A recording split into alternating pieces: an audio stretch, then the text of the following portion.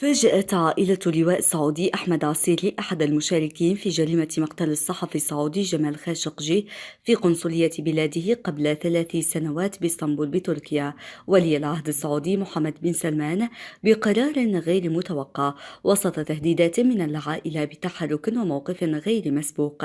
أرعب ولي العهد السعودي شخصيا ومستشاره الخاص سعود القحطاني.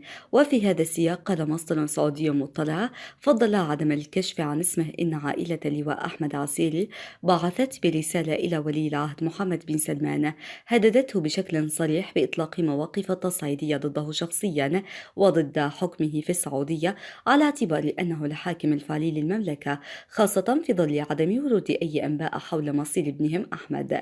وأوضح المصدر أن العائلة أكدت أنها على استعداد لتقديم شكوى ضد محمد بن سلمان شخصيا في المحاكم الدولية، خاصة بريطانيا والولايات المتحدة، في حال لم يتم الكشف عن مصير اللواء أحمد عسيري المعتقل منذ مدة وسط توقعات بمعاناته من التعذيب الذي يتعرض له في سجن الحاير. وأشارت العائلة وفق المصدر إلى أنها تمتلك معلومات وأدلة حول مكان تواجده وظروف اختفائه، وأن هذه المعلومات في حال نشرت للعلن ستؤدي إلى إحراج الملك سلمان شخصيا والحيلولة دون وصول الأمير السعودي إلى سدة الحكم. وأكدت العائلة على أنها على استعداد لإنهاء حكم محمد بن سلمان وكشف المعلومات التي تدفع السعوديين للثورة ضده، وقد يؤدي كشفها إلى حرمانه من الوصول إلى عرش المملكة وفق ما هو مخطط له قبل نهاية العام الجاري على حد تعبير المصدر. وشددت العائلة على أن صمتها لن يطول كثيرا، كما منحت وفق المصدر ولي العهد السعودي مهلة شهر واحد للكشف عن مصير ابنها أحمد وتفاصيل وظروف اعتقاله والأسباب التي دفعته لاتخاذ مثل هكذا قرار. وفي سياق ذي صلة فقد مرت الذكرى الثالثة لجريمة قتل الصحفي جمال خاشقجي المروعة في العالم العربي بصمت مماثل لصمت القبور، وكأن تقطيع جسد خاشقجي في قلب القنصلية السعودية في اسطنبول على يد فريق من القتلة المحترفين بأوامر من ولي العهد السعودي الأمير محمد بن سلمان وفقا لأجهزة الاستخبارات الأمريكية قد جرى قبل 3 أجيال. في واشنطن أصدر وزير الخارجية أنتوني بلينكن بيانا كرم فيه إرث خاشقجي وحياته الاستثنائية، وجدد فيه التزام واشنطن بالدفاع عن حرية التعبير وحماية الصحفيين والناشطين والمعارضين في كل مكان. صحيفة واشنطن بوست التي كان ينشر فيها خاشقجي دوريا نشرت افتتاحية جاء فيها: كانت عملية اغتيال زميلنا جمال خاشقجي قبل 3 سنوات التي تمت بأوامر من ولي العهد الأمير محمد بن سلمان جزءا من حملة بعيدة المدى تهدف لإخلاص منتقدي السعودية بداخل المملكة وخارجها.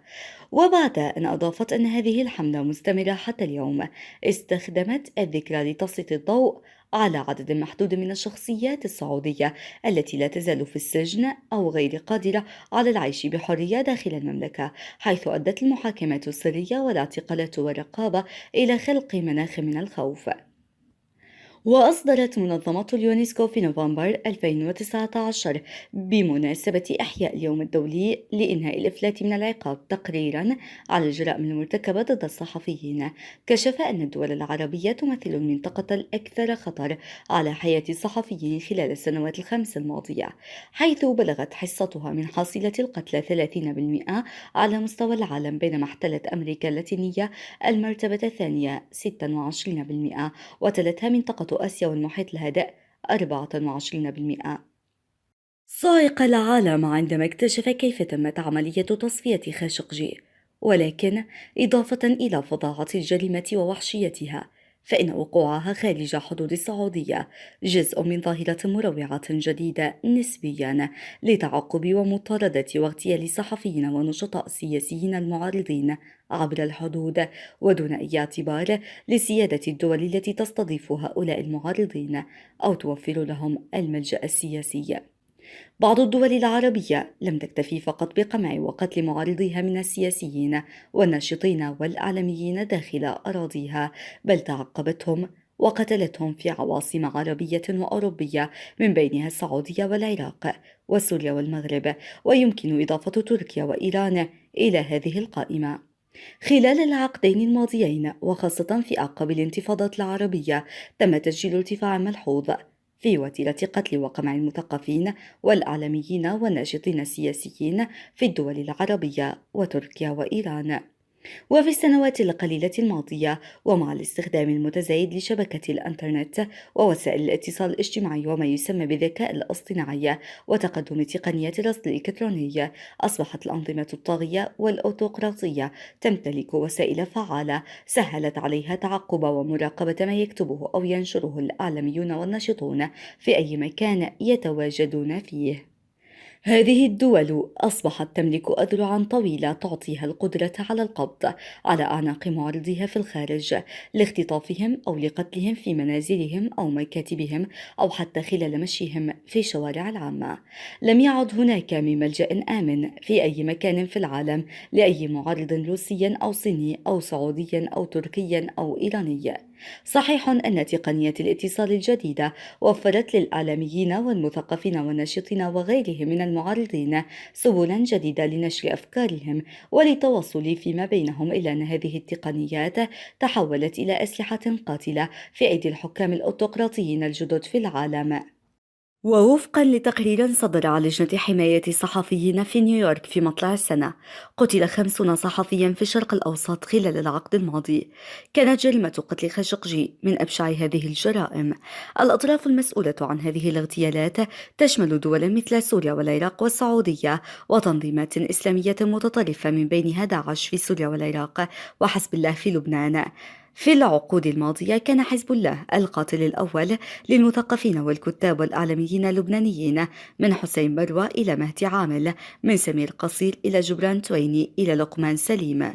تطرق تقرير لمؤسسة فريدوم هاوس بعنوان بعيدا عن النظر ولكن ليس بعيدا عن الاستهداف إلى أسلوب القمع العابر للحدود الذي يتضمن مجموعة من التكتيكات والإجراءات التي تستخدمها الأنظمة القمعية حاليا بشكل سافر وفي تحد صارخ لسيادة الدول أو القانون الدولي. وهذا ما تقوم به هذه الأنظمة عندما تعبر الحدود الدولية لمطاردة مواطنيها اللاجئين إلى دول أخرى هربا من القمع والاضطهاد، إما لاختطافهم أو لاغتيالهم أو لترهيبهم أو تخويف عائلاتهم. وهذه الانتهاكات تمارس حتى داخل دول ديمقراطية من بينها الولايات المتحدة والمملكة المتحدة وكندا وألمانيا وأستراليا.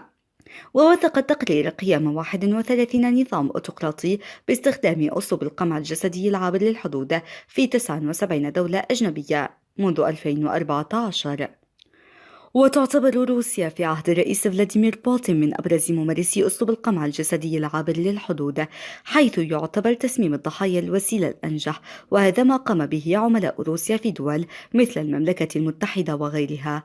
روسيا البيضاء وصلت إلى حد إرغام طائرة ركاب يونانية قبل أشهر على الهبوط في أراضيها لاختطاف معارض سياسي كان على متنها. في السنوات الماضية اختطفت تركيا أو استردت 58 معارض من 17 دولة. تركيا أعطت هذا النوع من القمع اسم التطهير الدولي. وقبل أشهر ادعت الحكومة الأمريكية على 4 إيرانيين بتهمة التآمر لاختطاف مواطنة أمريكية من أصل إيراني إلى دولة أخرى. وكانت السلطات السعودية قبل اغتيال جمال خاشقجي اختطفت معارضين لها من دول أوروبية، من بينهم أفراد من العائلة المالكة. وجاء في افتتاحية لهيئة تحرير صحيفة واشنطن بوست قبل يومين أنه على الرغم من أن تقريرا لوكالة الاستخبارات المركزية CIA قد حمل ولي العهد السعودي محمد بن سلمان مسؤولية اغتيال خاشقجي، إلا أن الرئيس بايدن قد قرر عدم محاسبته. كما تواصل الولايات المتحدة التعامل العادي مع المملكة، كما يتبين من الزيارة الأخيرة التي قام بها مستشار الأمن القومي جاك سوليفان للرياض، حيث اجتمع بالأمير محمد بن سلمان. الرئيس بايدن يقول دائما إن الصراع الأيديولوجي في العالم اليوم هو بين الأنظمة الديمقراطية والأنظمة الأوتقراطية، وإنه يريد أن يضع حقوق الإنسان والحريات في جوهر سياسته الخارجية.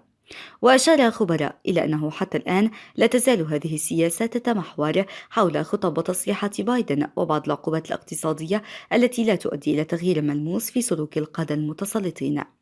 في شهر ديسمبر المقبل سوف يعقد رئيس بايدن قمة دولية لدعم الديمقراطية في العالم.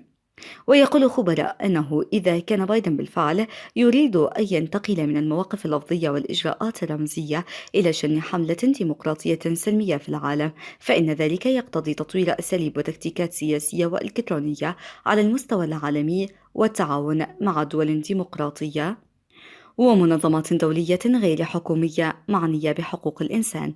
وحسب خبراء فإن أي سياسة جديدة في هذا السياق لا تشمل محاسبة مباشرة للسياسيين المسؤولين عن القمع الجسدي داخل بلدانهم أو القمع الجسدي العابر للحدود لن تكون لها أي قيمة تذكر، لا بل ستؤدي إلى تمكين الأنظمة القمعية والأوتقراطية على حساب ما تبقى مما كان أو رصيد الديمقراطيات المحاصرة في العالم.